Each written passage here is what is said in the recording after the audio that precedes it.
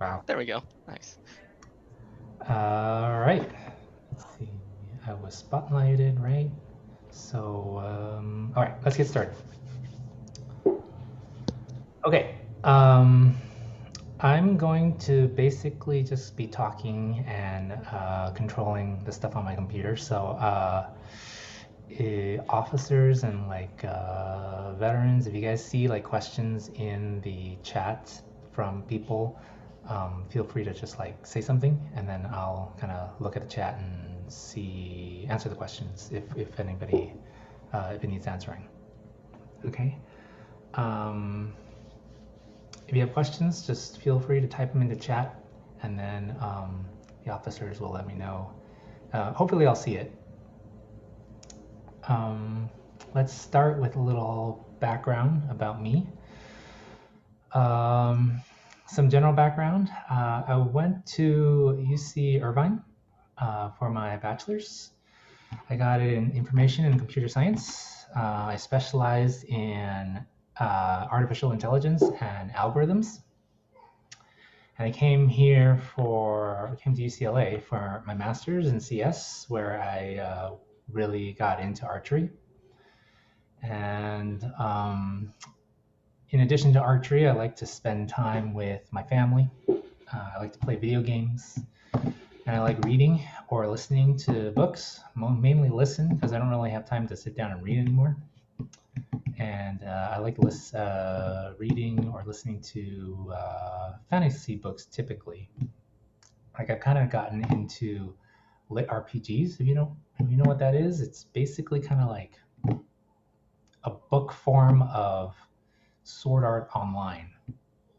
It's like a whole genre, and it's like there's so many books out there about stuff like that. Anyways, a little bit about my archery background. I've pretty much shot everything, all the bows, um, recurve, uh, compound, bare bow, bow hunter, not so much, but bow hunter and compound really similar. I've competed in recurve and compound. If you hear laughing in the background, that's Bash. Um, let's see what else. I've coached archery for 15 years now, and I've shot archery for 16. Though a lot of those years closer to the end, near now, have had a lot less shooting in it. I also do a lot of work in archery. I coach at UCLA. I do electronic scoring at archery tournaments. What that basically is instead of like writing down scores on a piece of paper and then turning them in, there's like tablets you put your scores into, and then it automatically updates, and you can check them online and everything. It's a lot faster. So those tournaments that actually do electronic scoring, I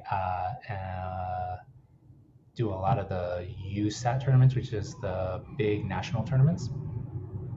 Um, Using a bit of my CS background, I developed an archery scoring system that we use at all the national tournaments called Between Ends. If you go to a national tournament, you'll see it being used. I also used to work at the Easton Foundations in the Olympic Archery in Schools program, which is kind of like a high school and middle school archery program for kids, and they do that in schools. And yeah, like my life is pretty much all archery related. I met my wife in archery, so yeah, everything. So let's do a little quick intro to college archery, um, just to give you guys a little bit of background. Archery in general is really safe as long as you're following the safety rules. It's pretty much one of the safest sports available that you can do. I think the only thing safer is like darts or something. But statistically, archery is one of the safest sports that you can do. In terms of the club, anyone can join and compete with the club. There's no experience necessary. We're very good at getting people good at archery. We have all the equipment that you need, and we have all the different types of bows that we compete in. So there's recurve and bare bow, which are similar. Those are kind of like the more traditional types of bow, which you typically think about when you think about a bow. And then there's compound and bow hunter, which are newer types of bows that have like cams. We'll get into more of that later, but they're a little bit higher tech and they're a little bit easier to shoot, and they generally are used for hunting. And in college, we typically do 2 indoor, 2 outdoor tournaments. So today, what we're going to do really is we're going to go over the basic archery form, kind of like give you the very basic information about archery. Try not to go too long. And then we'll talk a little bit about how to shoot, very basic form. And then in later lessons, we'll give more information. And then at the end, we'll talk more about the types of bows, and we'll maybe watch a few videos. Okay, so basically, if you guys are going to do archery, the most important thing you guys need to know is safety. It's the first thing we teach you, and even though you guys aren't shooting yet, if you guys do decide to go to a range on your own to go shoot, I want you guys to be ready to know like the archery rules, at least the very basics, and then we can, then at least you'll know how to be safe. So the first thing you want to do when you go to a range is you want to know and obey the range rules. Different ranges have different rules, so we're going to tell you the most important ones, but other ranges might have additional ones. Like some might say, always put your bows here, or always wait for this, make sure you don't run, things like that. In terms of range control, when you can shoot and when you can retrieve arrows and when you can get ready to shoot, there's a system we call the whistle system. And they're basically signals, usually a whistle, that'll tell you when you can do certain things. Really quickly, 2 whistles means you can go up to the line to get ready to shoot. The line is where you stand when you shoot. 1 whistle, you can start to shoot. 3 whistles, you can retrieve your arrows. 4 more whistles, there's an emergency, stop what you're doing. When you go to a range and you actually get to experience this, it's pretty self-explanatory. If there is no like dedicated range controller that's like giving you whistles, usually you'll just like kind of look at each other and make sure that everything's clear. And then somebody will say it's clear and you guys will start to shoot. And then when it's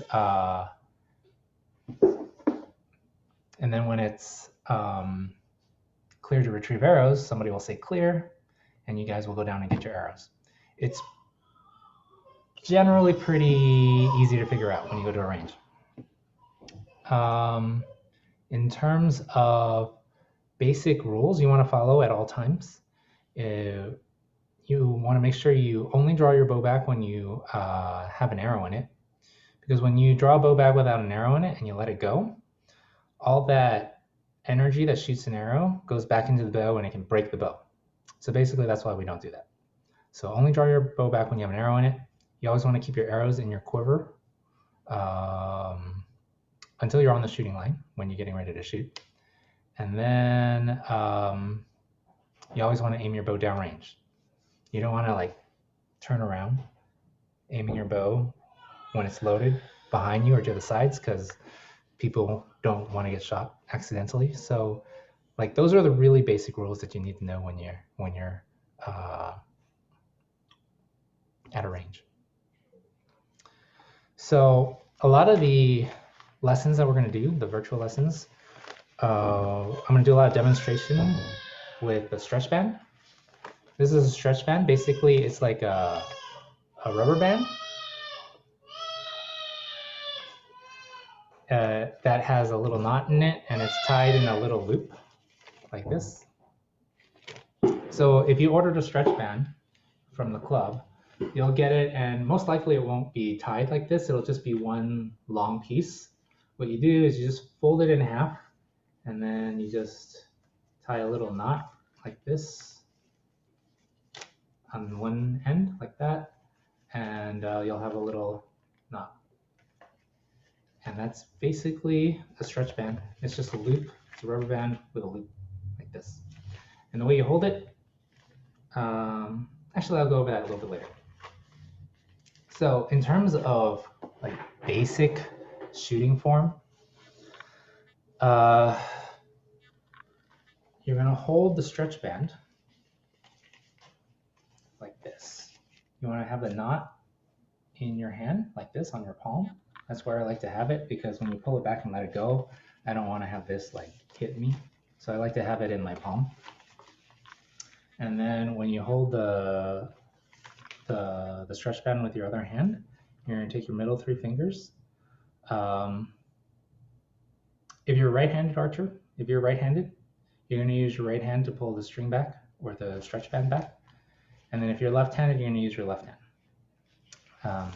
There's a thing called eye dominance, but we're generally gonna go with your handedness, unless it's like really confusing to you. But in general, if you're right-handed, you're gonna pull back with your right hand. If you're left-handed, you're gonna pull back with your left hand. Okay.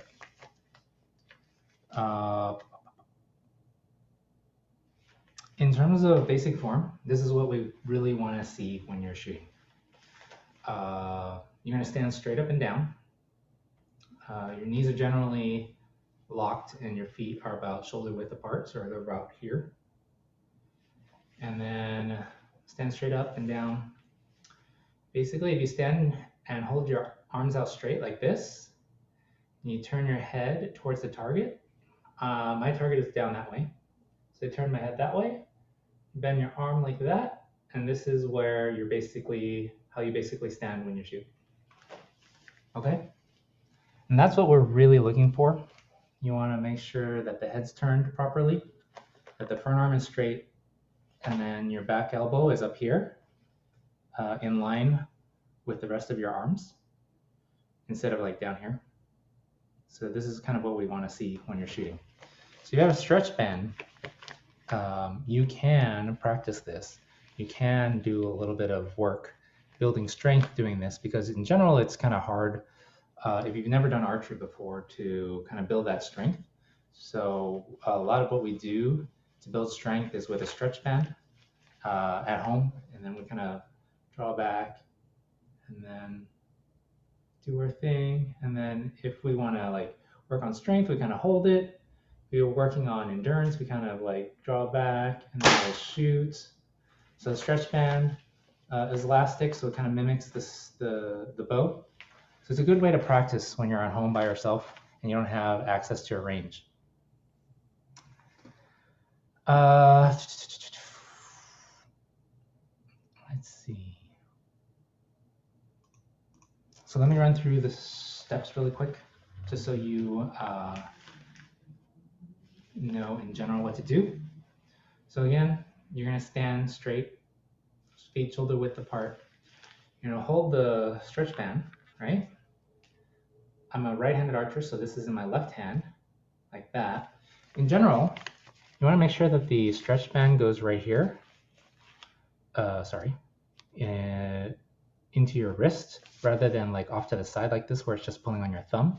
You want to make sure that when you're pulling on it, it goes into your wrist, into your bones, so that you're not just like stretching your thumb really badly. Okay, so, and then your other hand, you're going to take your middle three fingers. Pinky and thumb don't really do anything. So you're going to take your middle three fingers, you're going to make a hook, and then you're just going to put all three fingers into your stretch band or onto the string like this. And like that. Pinky and thumb don't really do anything. You can touch them together if you'd like, but this is what it looks like. Three fingers, you pull back. You don't really need to grab onto the stretch band. You're just like nice, relaxed pull against the stretch band. And then when you release the stretch band, it's just relaxing the fingers until it's gone. Okay, so this is how you hold the stretch band. When you come up, you're gonna bring your hands up together. You're gonna keep your front arm nice and straight. You'll pull back. Originally let's start off with the corner of the mouth here. And then you wanna make sure the back elbow is nice and high. And then when you're using the stretch band and you're ready to shoot, you just relax the fingers. And then that's how you mimic a shot when you're shooting.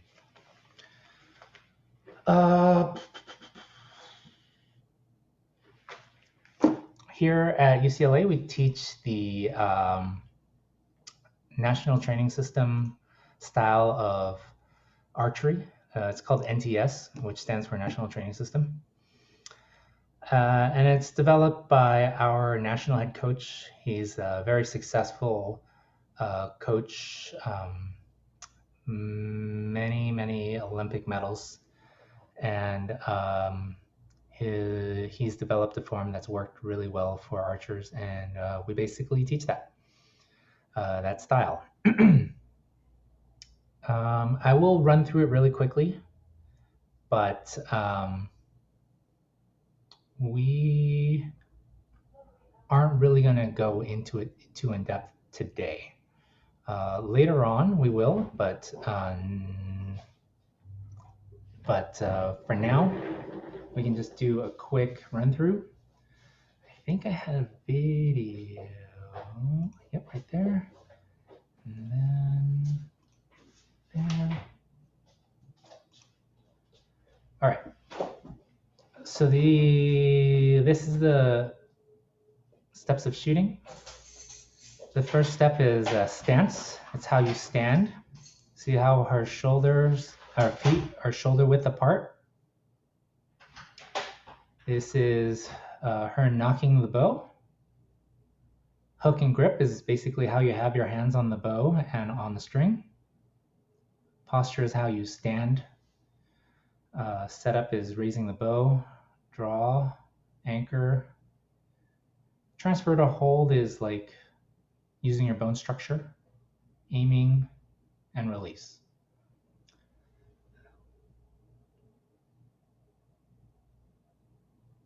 Let me see, I just saw a question. Okay.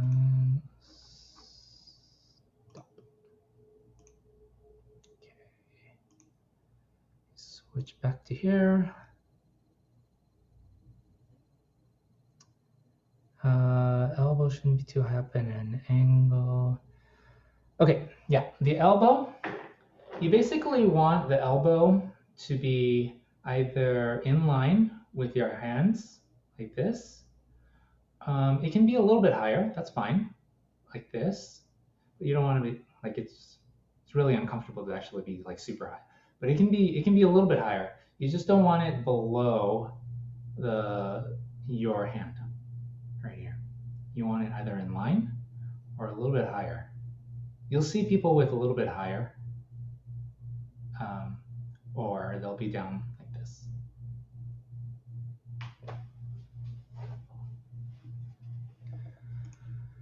All right, so that's kind of the basic shooting form.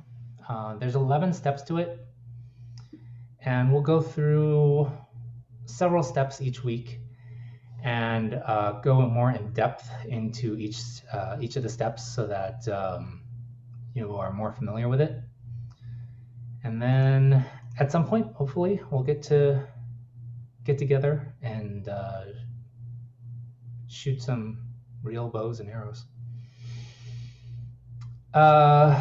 So if you guys do decide to go out and shoot on your own, that's fine. There are at least 2 ranges around that you can go to shoot, and I'm not really sure what their beginner schedules are at the moment because of COVID. But there's a place called Woodley Park, and there's a place called Rancho Park. Rancho is a little bit south of UCLA, and Woodley is a little bit north of UCLA. Rancho is definitely closer, and it's probably easier to get to for everyone at UCLA. but it's got a shorter range. So we'll have to look up to see whether they have beginner lessons. But if you guys decide to go there, I highly recommend going through the beginner lessons, because going there and shooting without any like prior instruction is probably not the best idea. Like even going through these virtual lessons, it's not a substitute for an actual instructor who's going to tell you everything you need to do in order to shoot properly.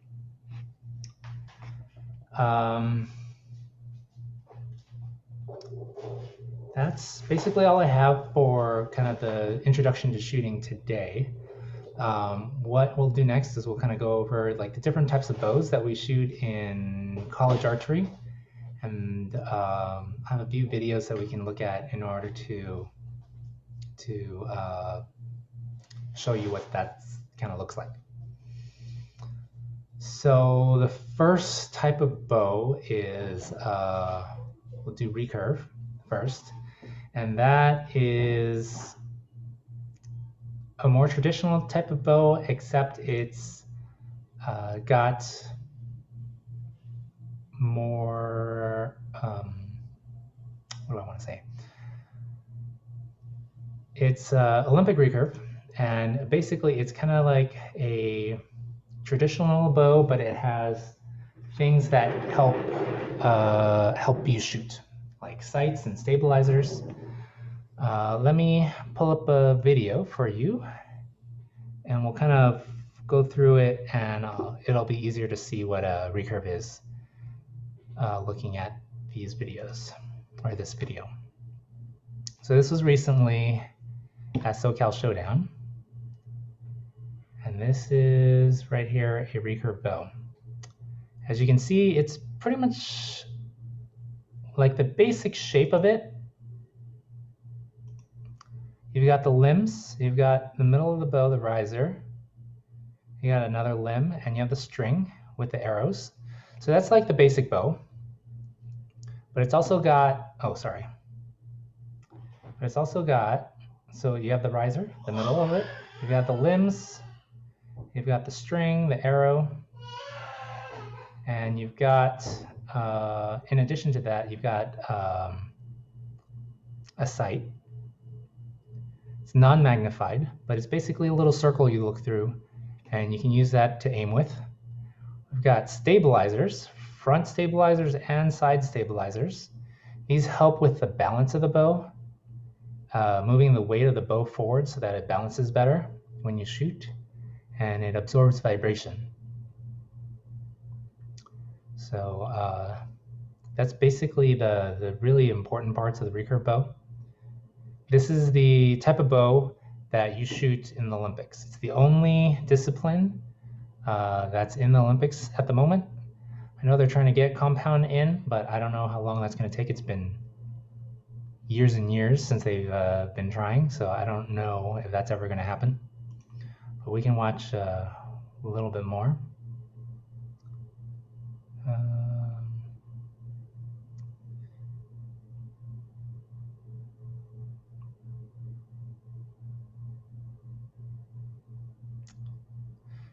They're shooting outdoors. This is the Olympic distance. This is what they compete at in the Olympics. It's 70 meters out at a target that's 102 centimeters wide. And in general, they stay in the yellow for the top level shooters, and these are pretty top level shooters.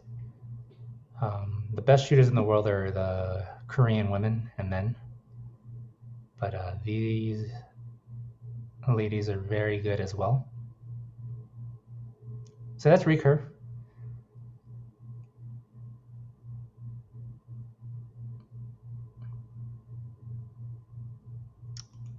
Not bad, right? Let me pull up some barebow shooting. These are barebow shooters. So these barebow shooters are shooting indoors. Indoors is at 18 meters, so it's a lot closer, but it's at a 40 centimeter target, so it's a lot smaller target. I think they're shooting at a 3 spot. So these are even smaller. So this is a bare bow.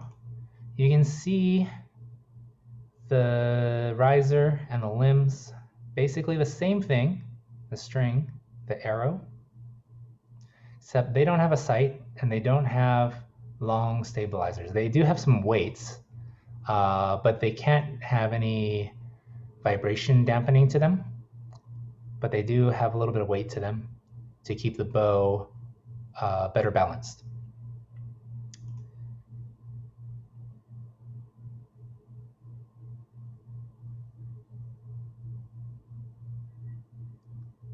So they are also very good.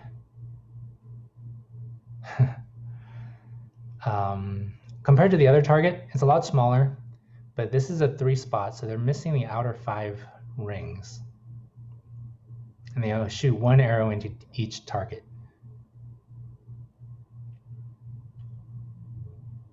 Again, you can see they don't have any stabilizers, they don't have any sights. It's all about consistency. Archery is everything is about consistency. If you shoot the same way every time, your arrows will go into the same spot every time.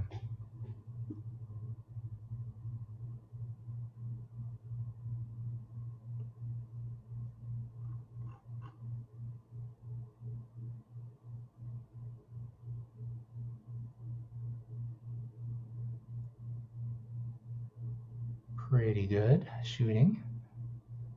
This also happened recently, a month ago, I think.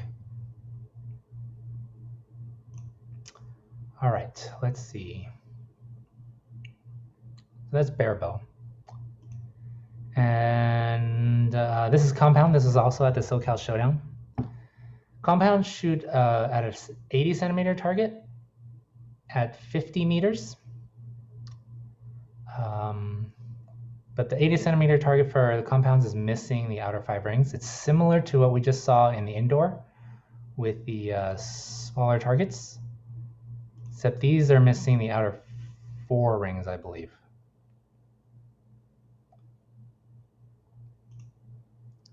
So let's watch them shoot.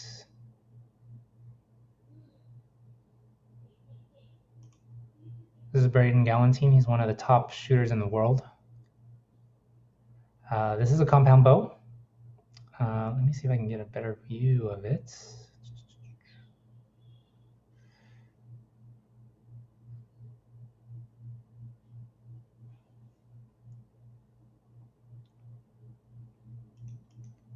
It doesn't look like there's a better view of it. Anyways, this is a compound bow. Compound bows are a lot shorter. What's really different about it is are the cams. So you can't really see the cams in this picture. Let me see if I can see after he shoots. Not really. Maybe after he wins.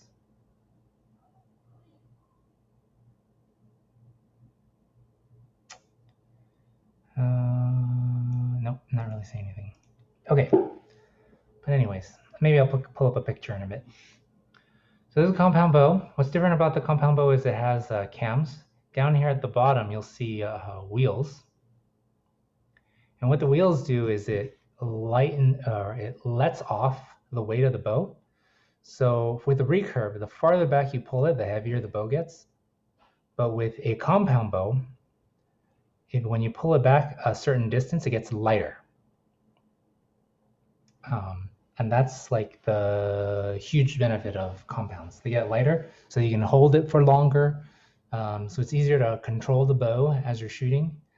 And you also have a magnified lens. And you have long stabilizers as well. And they also use a release. So they have a release device that they attach to the string. And the release device holds onto the string rather than your fingers, and it removes the inconsistency of like letting the string go with your fingers, and it's much more consistent to release it with a mechanical device.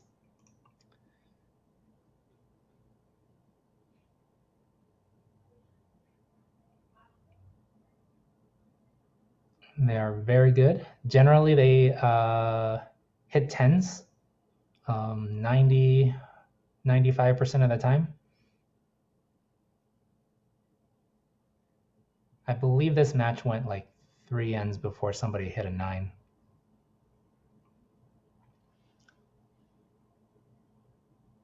But since the bow is lighter to hold at full draw, it's much easier to control and hold for a longer time. In addition, once you draw back a certain distance, it stops.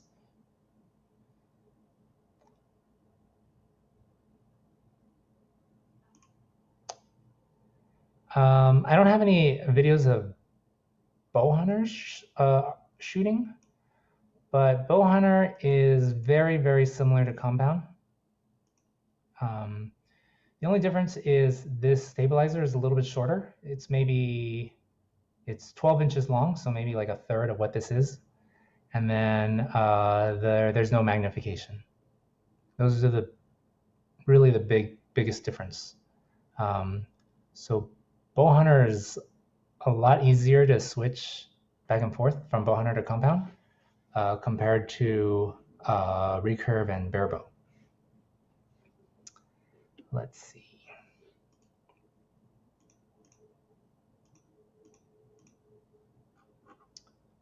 I think that's really all I had about that. Okay.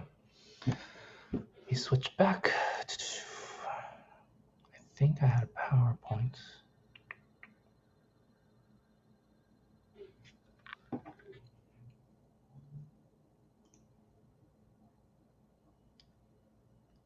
All right, so that's pretty much what I have for the first lesson. So this is really basic information about archery. If you guys have any questions, feel free to ask. I have, let's see. I planned for 15 minutes. We have 20 to answer questions or anything like that.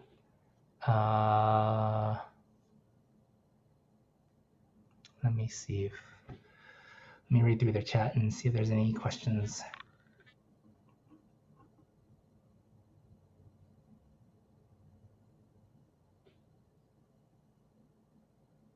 Okay.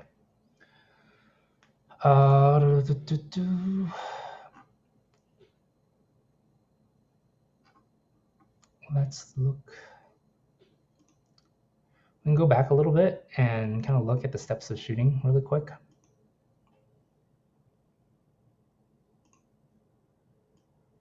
Again, there are 11 steps of shooting, and we'll go through these slides in more detail next time. But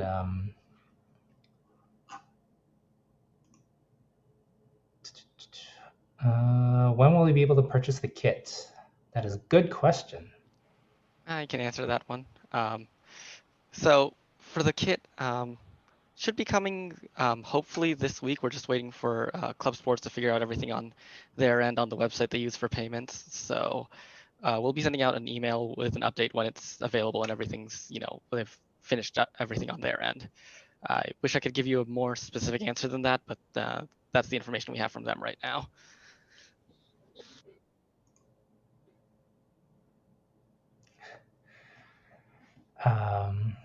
Okay, so in terms of shooting, you'll see the steps of shooting up here in the corner. There's 11 steps.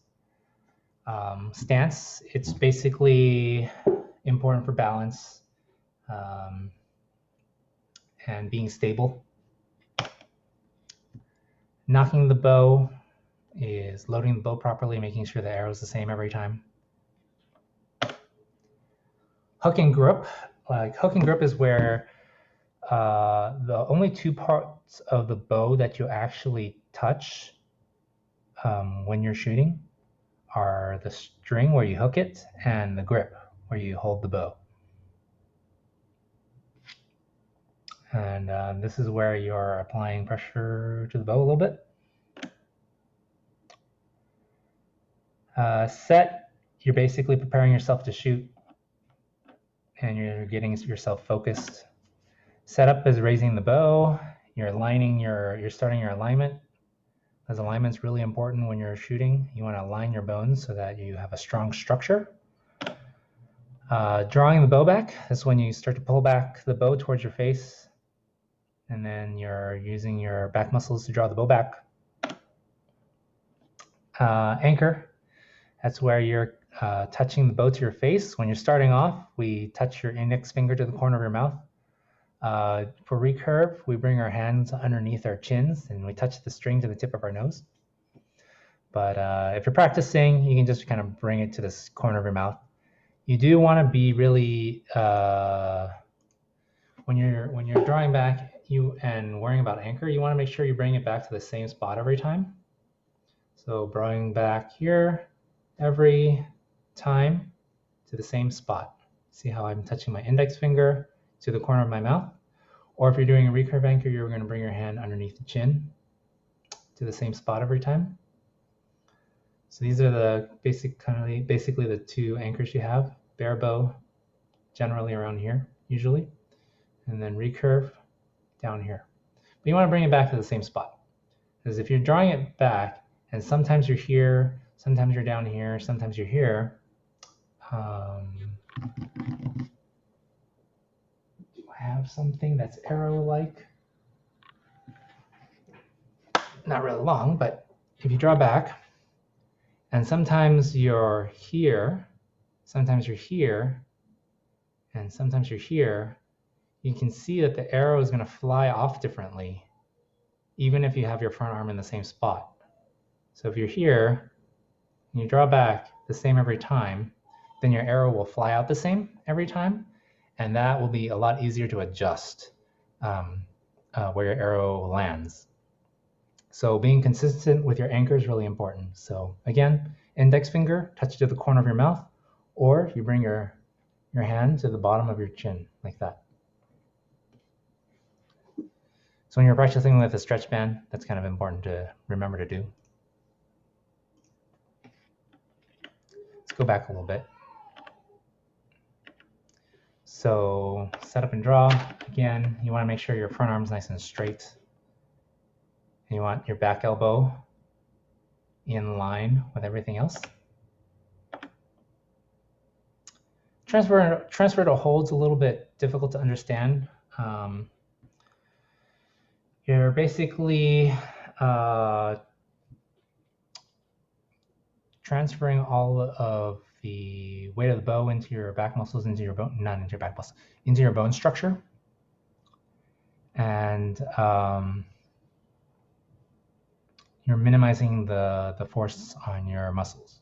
This way you don't get as fatigued and you can shoot for longer, and it helps with alignment.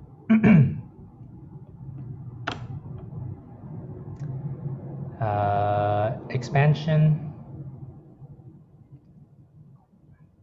you're basically just continuing to draw the bow back, keeping everything in tension until you're ready to release.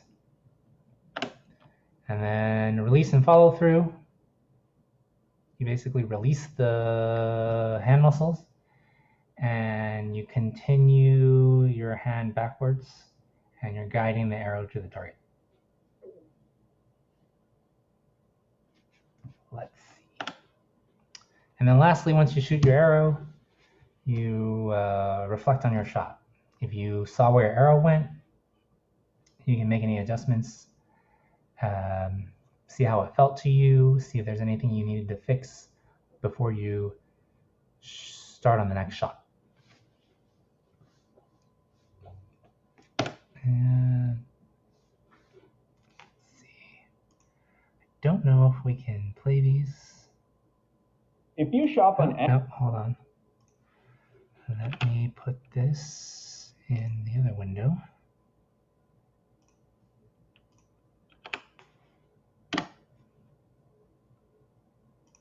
Oops.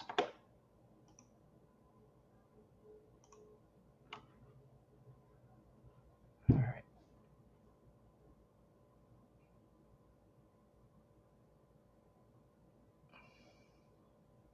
So Mackenzie's shooting.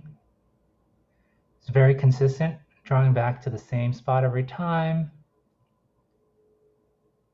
The her pacing is is pretty quick in her shot. Elbow up, in line with the hands. That's basically what we're looking for when you're shooting.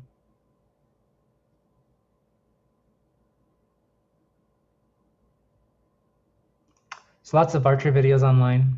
You can search for them. US Archery has a bunch of videos. Feel free to look through and let's see, and look at as much archery stuff as you can. Learn about as much archery as you can. Unfortunately, we can't shoot right now. But if you do have a little bit of time on your hands and you're able to go to a range and shoot, I highly recommend it. Don't let the fact that we don't have club practices right now prevent you from shooting. There's definitely places you can go and shoot. I don't know exactly around here where you can, other than the Rancho and Woodley park ranges. And I don't know whether they have archery lessons right now. We'd have to find out. But if you really are interested, ask one of us. Ask either an officer or me, or post in the Facebook group, and then we'll kind of see what's available. We have about 10 minutes left. You guys have any questions? I tried to have as much visuals as possible. It's kind of difficult to just stare at me for an hour. Want to try to make it better than have a little bit of production value to it at least. But hopefully it wasn't boring or anything. And if you guys have any questions right now, feel free to ask about anything. It doesn't have to be about form. So we wanted to mention also we have a messenger chat, Facebook messenger chat that we usually use for internal club communications. So if you want to stick around and you want to be added to that, send me a friend request on Facebook. I just put my profile in the chat, and then I will add you to our Facebook messenger chat, and then you can just reach out to us anytime. And the way three main ways we are putting out information for the club, I think, are emails, the newsletters that we send out every week, the club website, which is uclaclubarchery.com, and the Facebook group. And occasionally we'll also put stuff into the Facebook chat as well. So make sure you check those so that you're up to date. I think the email will be, will have the most information in it, but you'll want to make sure you read those as soon as possible, in case there's stuff that's happening immediately, so you don't miss anything. Otherwise, our Facebook and our website will have a lot of information. Check our calendar, I guess, to make sure that you know everything that's happening. So I think what's happening every week is on Mondays, we'll do a virtual lesson, and we'll go through form, and we'll talk a little bit more about archery, go in more in depth about archery. And then on Tuesdays, you'll kind of have a social / training, stretch band training session, where you guys can mimic form. You guys can look at each other's form, and kind of the officers can kind of critique it, and you guys can run through exercises and stuff like that. I should be there, but the officers will be the ones running those. And then I'll be there to answer any questions that people have. And then I think, depending on when this officers decide to do it, I think Friday, Saturday, Sunday, one of those days is designated as a social day. And I think it'll change just to make sure people have who can't do like a specific day can also participate. So they'll do like games, I think. Yeah, Like that one's going to be floating just based on availability. But I don't yeah, Friday, Saturday, Sunday. are available. Final Fantasy, I don't know. Dungeons and Dragons.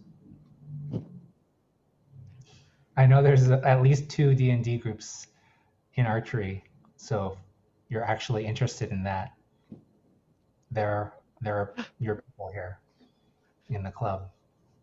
And we also have like a lot of engineering, CS people. So you have interest in If that you're as well. bio, talk to Hugh because he will like literally do anything for you. When we get closer to midterms, we'll probably just organize, not formally, but we'll probably just have impromptu study sessions, which is really just we all sit there and actually force each other to study instead of getting distracted. It's the idea, at least. That's the idea. Yeah, it basically, well, I don't know whose majors are what, but it's always a good idea to find people who are older than you, who are your major, and then they'll just like tell you all the things that you need to know. Yes. Shameless plug, if any of you are physics majors, I have been through most of the classes at this point, and I have the solutions manuals to most of the operative classes. I'm a computer science major, and I have notes for many, many things.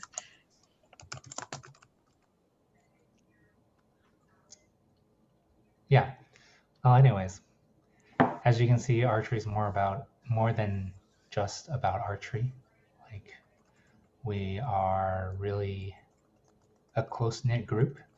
So if you guys need help on anything, you guys have interests, share your interests. I think, a lot of us would be interested in picking up something new if we haven't done it. So like we're always around. So try to attend as many of at least the social sessions as possible, and get to know each other. And then when we are able to go out and shoot and meet each other, then we'll be able to come together a lot quicker and be able to have fun right away.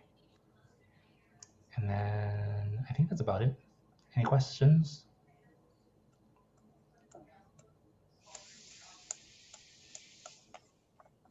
No? Yes, no?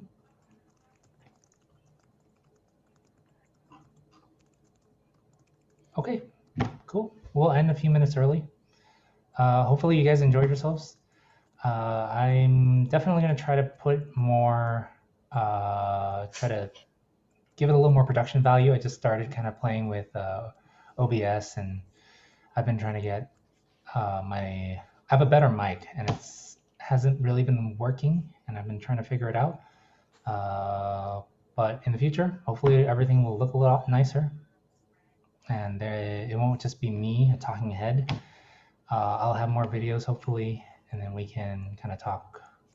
So it won't be just me talking at you for an hour. All right. If there's no questions, I'm going to end it here. Thank you for coming. See y'all tomorrow. Yeah, see you all tomorrow. Oh, actually, before everyone leaves, I did have one other thing I wanted to bring up. Also, just related to the questions about the starter kits. I just got an update from Club Sports on that.